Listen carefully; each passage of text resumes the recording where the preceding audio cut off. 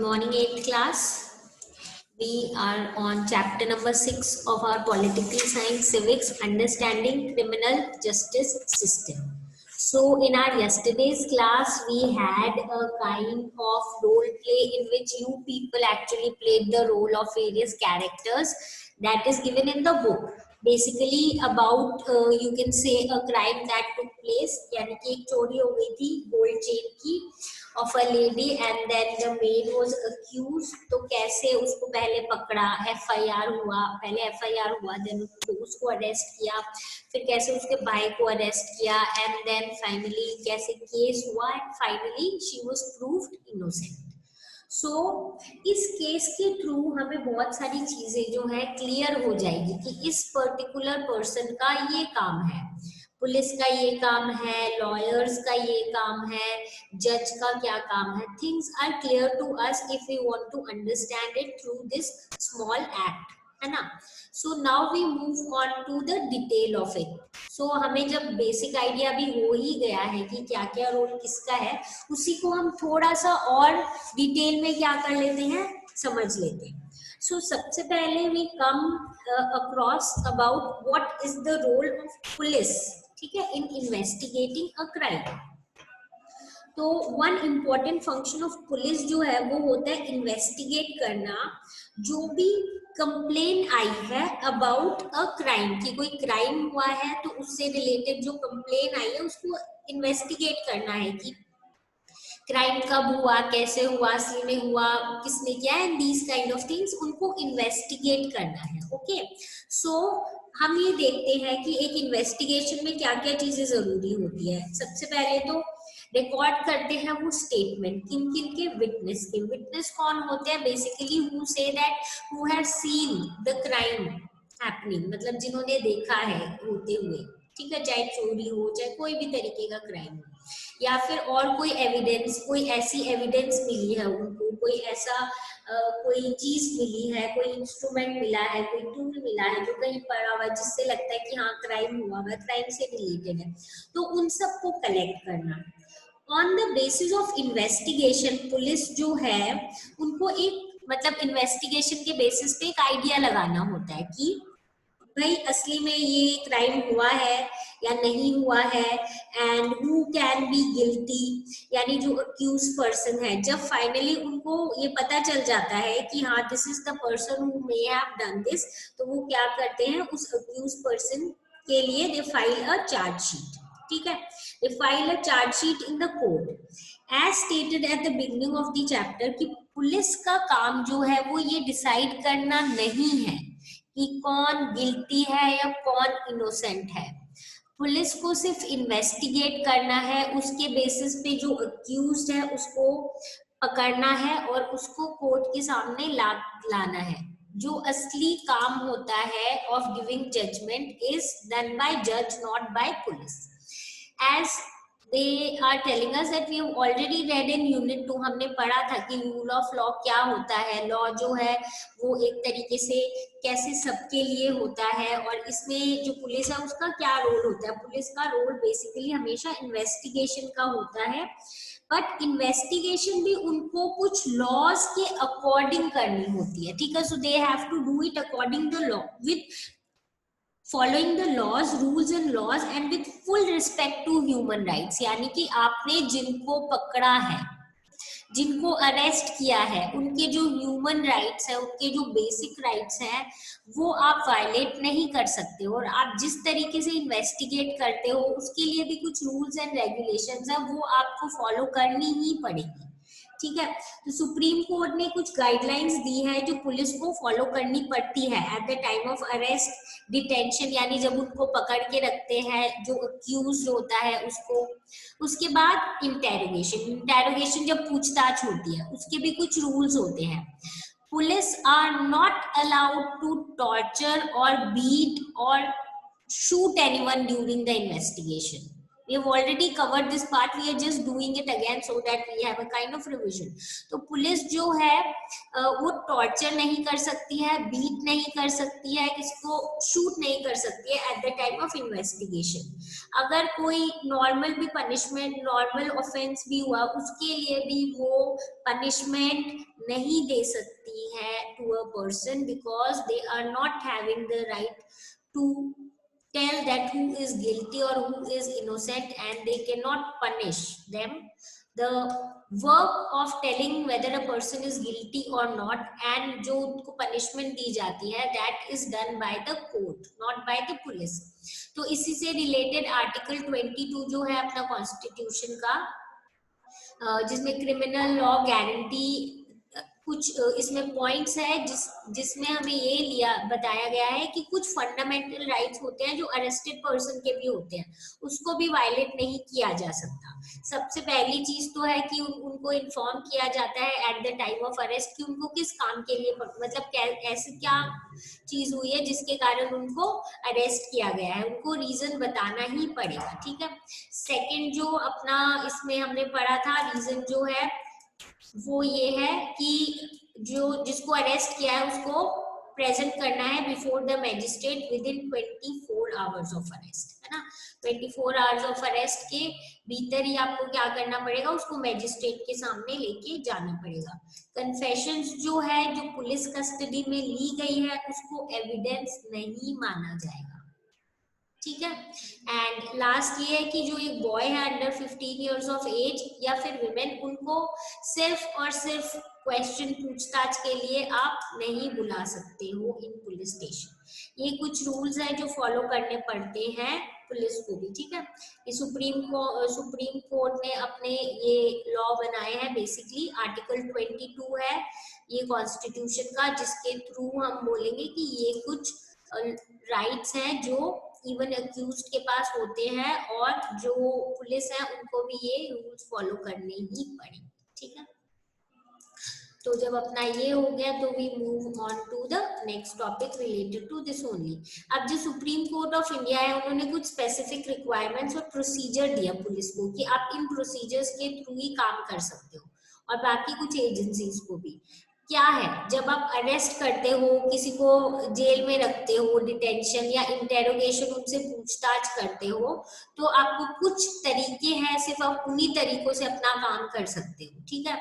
इनको बोला जाता है डीके बासु गाइडलाइंस. ठीक है. What are they called? They are called the DK Basu guidelines. तो जो ये है, ऑलवेज रिमेम्बर, ये वो गाइडलाइंस है जो सुप्रीम कोर्ट ने दी थी, ताकि जब जो लोग अरेस्ट है या डिटेंशन जिनका हो रहा है या इंटेरोगेशन हो रहा है, उनको भी क्या करनी पड़ेगी, ये रूल्स फॉलो करनी पड़ेगी. ठीक है. तो पहली चीज क्या है कि police officials who carry out the arrest या interrogation should wear clear, accurate, visible identification and name tags. यानी पता होना चाहिए कौन सा पुलिस ऑफिसर था जिसने ये अरेस्ट किया या इंटेरोगेशन किया है, प्रॉपर उसकी आइडेंटिफिकेशन होनी चाहिए, उसने प्रॉपर कपड़े पहने हुए होने चाहिए, बेसिकली ताकि आराम से आइडेंटिफाई हो सके कि कौन है ये. और उसका जो, जैसे ये जो पुलिस ऑफिशियल्स होते हैं, ये लोग नेम टैग्स रखते हैं और इसमें इनका डेजिग्नेशन भी होता है कि किस पोस्ट पे है, आईपीएस या व्हाटएवर दे आर, तो वो भी लिखा हुआ होना चाहिए. ठीक है. नेक्स्ट क्या है, a memo of arrest should be prepared at the time of arrest and should include the time and date of arrest. It should also be attested by at least one witness who could include family member of person arrested, and the arrest memo should be countersigned by the person arrested. यानी ये जो memo होगा जो prepare करना है arresting के time पे, उस पे टाइम होना चाहिए और डेट होनी चाहिए जब उस पर्सन को अरेस्ट किया गया है. अटेस्ट यानी उस पे साइन होना चाहिए कम से कम एक विटनेस का, जो हो सकता है उस अरेस्टेड मेंबर का फैमिली मेंबर हो. ठीक है. और इसके अलावा जो अरेस्ट मेमो है उसको जिस पर्सन को अरेस्ट किया हुआ उसको भी साइन करना जरूरी है. इससे क्या हो जाएगा, समवेयर जो जो फंडामेंटल राइट्स है किसके, the person who is arrested, वो भी इंटैक्ट है। कैसे? क्योंकि देखो उसका फैमिली मेंबर है तो वो सही साइन करेगा कि हाँ इसको इस टाइम पे ऐसे अरेस्ट किया गया था। जो मेमो में डेट और टाइम है वो सही है या नहीं है, अगर सही होगा तभी तो जिसको अरेस्ट किया वो साइन करेगा। तो यानी उसकी जो बेसिक राइट्स है उसको कहीं ना कहीं एक तरीके का सपोर्ट है कि whatever is being written against him is correct. उसके बाद जो पर्सन अरेस्टेड है या जिसको रखा गया है, इंटेरोगेटेड कर रहे हैं, उसको पूरा राइट है कि वो अपने किसी रिलेटिव या अपने फ्रेंड या वेल विशर को इन्फॉर्म कर सके कि ऐसे उसको पकड़ के लेके गए हैं because of may be arrest किया है या डिटेन किया है या फिर उसको पूछताछ के लिए लेके गए हैं। whatever the reason is, but the person has full right to inform his well wisher, family member, friend या कोई भी जान पहचान वाले जिसको उसको लगता है हेल्प कर पाएगा, उसको इन्फॉर्म कर सके कि ऐसे ऐसे this has been done and the police has taken him for maybe interrogation और या फिर डिटेन करने या अरेस्ट किया गया उसको। ठीक है, फिर उसके बाद अगर उसका वो फ्रेंड और रिलेटिव अगर उस डिस्ट्रिक्ट से बाहर है तो फिर जो exact time, place of arrest और जगह है जहां पे उसको रखा गया है, किसको जिसको अरेस्ट किया गया है, उसकी एग्जैक्ट सारी इंफॉर्मेशन उसके रिलेटिव को विद इन 8 to 12 आवर्स मिल जानी चाहिए आफ्टर अरेस्ट। अगर वो पर्सन जैसे आउटसाइड दैट डिस्ट्रिक्ट है और आप किसी और तरीके से कांटेक्ट नहीं कर सकते हो तो बहुत जरूरी है कि it must be notified by police with in 8 to 12 hours of arrest. ठीक है, तो ये कुछ डीके बासु गाइडलाइंस है जो सुप्रीम कोर्ट ने की है so that the fundamental right of the arrested person also stage intact. ठीक है, पहली चीज है, क्या थी पहली चीज? पहली चीज थी हमारी कि जो पुलिस ऑफिशियल्स हैं जिन्होंने किया है इंटेरोगेशन या अरेस्ट के लिए, उनको क्लियर उनकी आइडेंटिफिकेशन होनी चाहिए, क्लियर कपड़े, उनका नाम लिखा होना चाहिए टैग में, ये सारी चीजें होनी चाहिए। सेकेंड है मेमो होता है एक जो प्रिपेयर करना होता है टाइम ऑफ द अरेस्ट, जिसमें एक विटनेस का साइन होता है जो फैमिली मेंबर हो सकता है अरेस्टेड पर्सन का, और उसमें अरेस्टेड मेंबर के भी साइन होने चाहिए।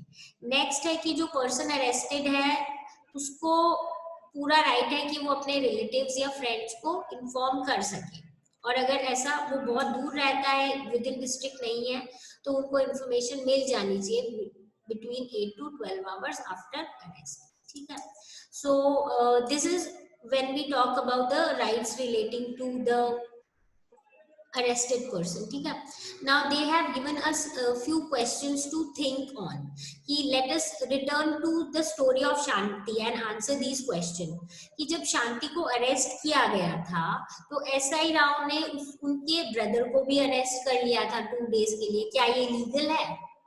क्या ये डीके बासु की गाइडलाइंस को समवेयर क्या करता है, वायलेट करता है? Yes. Did SI Rao do enough to question witness and compile evidence before arresting Shanti in keeping with the duties as the police stated above? Who else do you think SI Rao could have done as part of his investigation? What could he, उन्होंने वो चाहते तो और investigation कर सकते थे ना कि इस बात में कितनी सच्चाई है या कितनी नहीं है। So this person obviously did not do that much extra because somewhere देखो हम आगे पढ़ेंगे there is always a assumption कि maybe she is poor so maybe she needed money and something of this sort, इसलिए हो सकता है she must have stolen the money। But अगर हम इसी चीज को दूसरी तरीके से देखें, अगर शांति और उसका जो ब्रदर है सुशील, अगर वो जाके पुलिस स्टेशन में ये कंप्लेन करते कि मिस्टर शिंदे का जो 20 years old सन है उसने उनके 15,000 रुपए चुराए हैं जो उन्होंने बचा रखे थे, सेव कर रखे थे, तो क्या सेम चीज करते पुलिस स्टेशन में पुलिस एसआई राव या और कोई जो पुलिस ऐसा सेम चीज करते?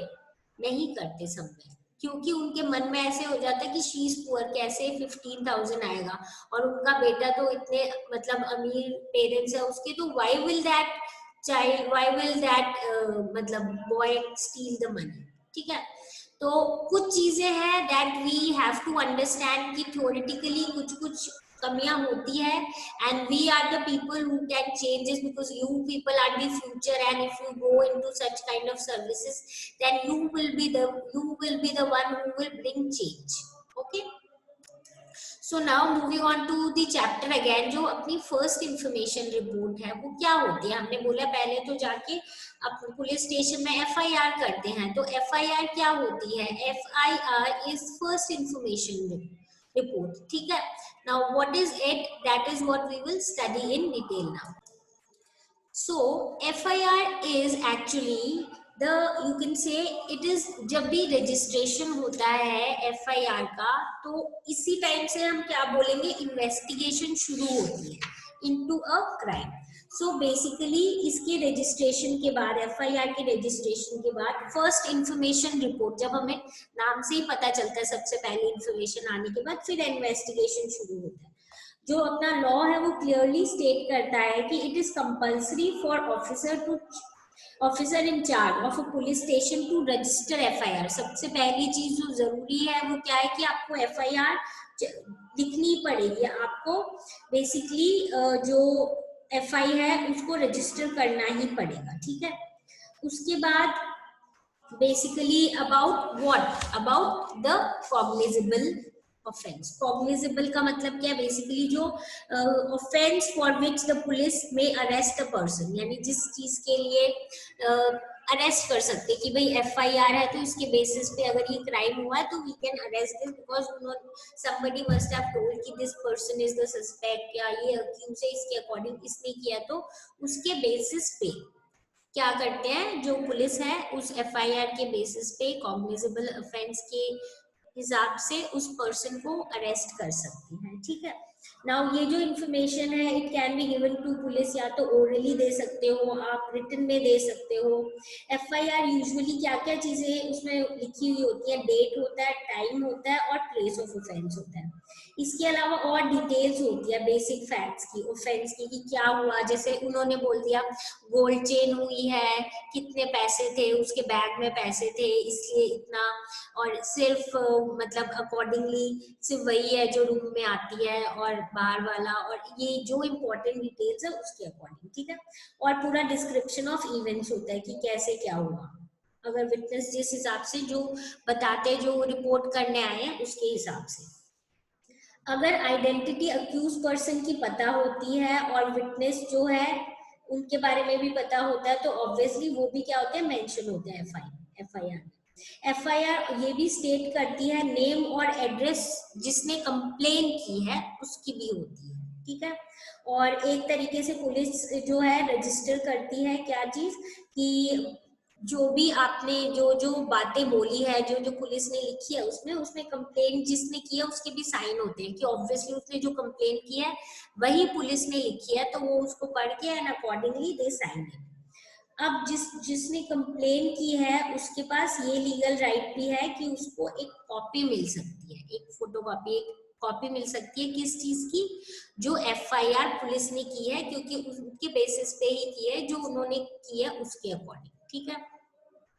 अब what is the role of public prosecutor, ठीक है। हमने पढ़ा था who was public prosecutor, basically जिसने केस लड़ा था on the side of Shanti. तो एक पब्लिक प्रोसिक्यूटर जो होता है that is a person who has the duty of somewhere working along with the, you can say, जो ऐसा काम करना था जो सही है, मतलब for the betterment of the public and the society, उस हिसाब से फेयर जज करना, जैसे जज नहीं बेसिकली डील करना कि जज जो है वो फेयर कंक्लूजन पे पहुंच सके। तो एक क्रिमिनल ऑफेंस जो है ना उसको बहुत बार पब्लिक रॉन्ग भी बोलते हैं। पब्लिक रॉन्ग का मतलब यहाँ पे क्या है? पब्लिक रॉन्ग का मतलब यहाँ पे है बेसिकली लोगों के साथ गलत, ठीक है। Not only with one individual but with lot of people. क्यों? क्योंकि वो एक्शन ऐसा है जिससे पूरी सोसाइटी में समवेयर इफेक्ट हुआ है, इसलिए, ठीक है। तो what is meant by this, that he has committed the crime not only against the affected victim but against the whole society. तो यानी आपने किसी, अगर जो जिसने किया है क्राइम तो उसने एक विक्टिम के अगेंस्ट नहीं, पूरे उसने सोसाइटी के लिए किया है। जैसे in our previous chapter we have studied about the dowry death of Sudha. तो ये जो केस है अगेंस्ट था अक्यूज लक्ष्मण और उसकी फैमिली, बट इसको नाम क्या दिया गया कि state versus Lakshman Kumar and others. क्योंकि इसमें समवेयर जो उन्होंने किया था ना, it somehow affected the whole society. It was not a crime against one single person, but it was somewhere a crime against the whole society. जो नॉर्म्स होते हैं सोसाइटी के, जो बेसिक बिहेवियर और नॉर्म्स और जो रूल्स एंड रेगुलेशन होते हैं उसके अगेंस्ट है, इसलिए. ठीक है, तो उसी तरीके से इस केस को हम बोल सकते हैं स्टेट वर्सेस शांति हेम्ब्रम. ठीक है, and not Mrs Shinde versus Shanti case. अब एक कोर्ट में एक जो पब्लिक प्रोसिक्यूटर होता है उसका क्या रोल होता है, ये थोड़ा डिटेल में पढ़ते हैं. In court, it is the public prosecutor who represents the interest of the state. यानी पूरे स्टेट का मतलब यहाँ पे सिर्फ अपना एक स्टेट नहीं, अगर सपोज नेशनल लेवल पे तो सेंटर भी हो जाएगा, पूरी कंट्री या पूरा उस एरिया से रिलेटेड. ठीक है, role of prosecutor begins once the police has conducted the investigation and filed the chargesheet. जैसे ही पुलिस इन्वेस्टिगेशन शुरू करती है और जैसे ही चार्जशीट फाइल हो गई है कोर्ट में, वैसे ही उसका काम स्टार्ट हो जाता है. किसका? एक पब्लिक प्रोसिक्यूटर का. और they have no role to play in investigation. वो इन्वेस्टिगेशन में कोई रोल प्ले नहीं कर रहे हैं, इन्वेस्टिगेशन तो पुलिस का काम है, बट वो उसके बेसिकली क्या करते हैं, प्रोसिक्यूशन करते हैं on behalf of the state. यानी they somehow try to find out what is correct or what is not correct and accordingly come to a kind of conclusion and try to prove it. Persecution means somewhere like ill treatment that is done to somebody. तो specially मतलब relating to, अगर हम यहाँ बोले कि जो गलत हुआ है जो भी, उसके अगेंस्ट देखना कि स्टेट के बिहाफ पे ये चीज पता करना कि अगर ऐसा कुछ गलत हुआ है तो उस चीज को आगे लाना. ठीक है, इन्वेस्टिगेशन का part is not the part of prosecutor, जो पब्लिक प्रोसिक्यूटर है, बट प्रोसिक्यूशन बेसिकली क्या हो जाएगा, प्रोसिक्यूशन हो जाएगा somewhere dealing with, and you can say, जैसे I said that talking about what has been done.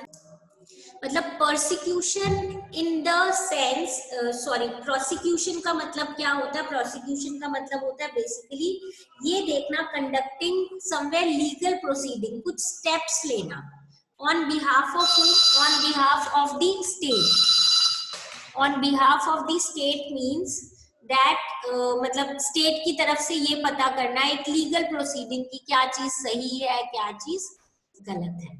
Okay, so class, persecution is something else and prosecution is something else. ठीक है, persecute जो होता है उसका मतलब तो बेसिकली जो इल ट्रीटमेंट या ये सब हुआ. ठीक है, बट हम उसके टर्म में नहीं बात करें, हम यहाँ पे करें प्रोसिक्यूशन. प्रोसिक्यूशन मतलब जो लीगल प्रोसीडिंग चल रही है. आई सेड प्रोसिक्यूशन से रिलेटेड मतलब अगर कुछ ऐसा हुआ है, कुछ इलीगल, इलीगल मतलब कुछ इल ट्रीटमेंट जिसके लिए हुआ है. यहाँ पे इल ट्रीटमेंट मतलब अगर कुछ क्राइम या ऐसा कुछ हुआ उसके against. But you need to understand prosecution. Prosecution का मतलब है legal, you can say, proceedings को कंडक्ट करना, और वो किसके बेसिस पे करता है, स्टेट के बेसिस पे, कि लीगली ये केस ऐसे चलना चाहिए, हाँ ये ऐसे क्यों हुआ, जो questioning and trying to solve the case somewhere. जब वो उसको अपनी बात प्रूव करना, उनको पता करना है कि किस तरीके से क्या हुआ था, और वो पूरा जो लीगल प्रोसीडिंग है, प्रोसीजर है, उसको जिसके अगेंस्ट अगर क्रिमिनल चार्ज हुआ है तो उससे रिलेटेड जो क्वेश्चन आंसर्स चलेंगे और पूरा प्रोसीजर चलेगा, उसको प्रोसिक्यूशन बोल सकते हैं. ठीक है, ये काम है प्रोसिक्यूटर का. Now, as an officer of the court, it is his or her duty to act impartially. Impartially मतलब आपको partial नहीं होना है, आपको किसी की तरफ फेवरेटिज्म नहीं करनी है, and you have to present the full and you can say जो full and material facts, witness, evidences before the court to enable the court to decide, ताकि आप कोर्ट को हेल्प कर सको. किस चीज में हेल्प कर सको, चीजें डिसाइड करने में कि हाँ क्या सही हुआ है, क्या गलत हुआ है, क्या किसी ने क्राइम किया है या नहीं किया. तो मेनली आपका काम है, जैसे यहाँ पे हमने देखा कि आज दैट, क्या आपने खुद देखा उसको पैसे चुराते हुए, तो आप कैसे बोल सकते हो कि शी इज अ थीफ, या मतलब इस टाइप से मतलब क्वेश्चंस करना, this is something that is the job of a prosecutor, ठीक है।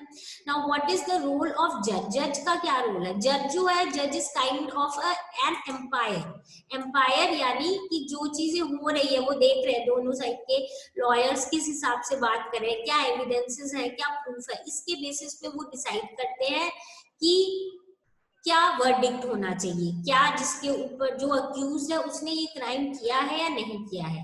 ये वो भी इम्पार्शली करते हैं, कुछ उनको पार्शियलिटी नहीं करनी होती, उनको किसी एक को एक्स्ट्रा एडवांटेज, एक्स्ट्रा साइड उनके फेवर नहीं लेना होता।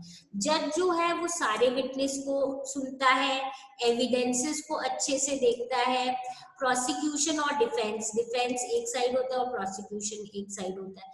तो जज जो है वो डिसाइड करता है कि whether the accused person is guilty और innocent on the basis of the evidence that are presented in accordance with the law। यानी कि जो जज है डिसाइड्स कि क्या वो अक्यूज गिल्टी है या इनोसेंट है on the basis of the evidences presented in accordance with the law. Now if the accused is convicted then the जज प्रोनाउंसेस सेंटेंस। अगर ये प्रूफ हो गया है कि उसने गलत काम किया है तो ऑब्वियसली जज क्या करता है, उसको डेथ सेंटेंस, मतलब डेथ सेंटेंस तो आजकल बंद हो गया, मतलब बहुत बड़ा क्राइम हो तो, बट सेंटेंस का यहाँ पे क्या मतलब है, जैसे कुछ सालों की सजा दे दी या जिस भी हिसाब से जो क्राइम है उसके अकॉर्डिंग पनिशमेंट दे दी, ठीक है। तो he may send a person to jail और इम्पोज अ फाइन, या फिर बहुत चीजें कर सकते हैं, ठीक है। तो ये तो हो गया अपना रोल ऑफ द जज। सो अब now we are left with what is a fair trial, सही ट्रायल क्या है, एंड उसके बाद finally can we really think that जो अपना कॉन्स्टिट्यूशन है उसमें लीगल सिस्टम सही है या नहीं है, that is what we will see in our next class. So with this we wind up our today's class, and if you have any doubt relating to this class then you can surely ask, okay?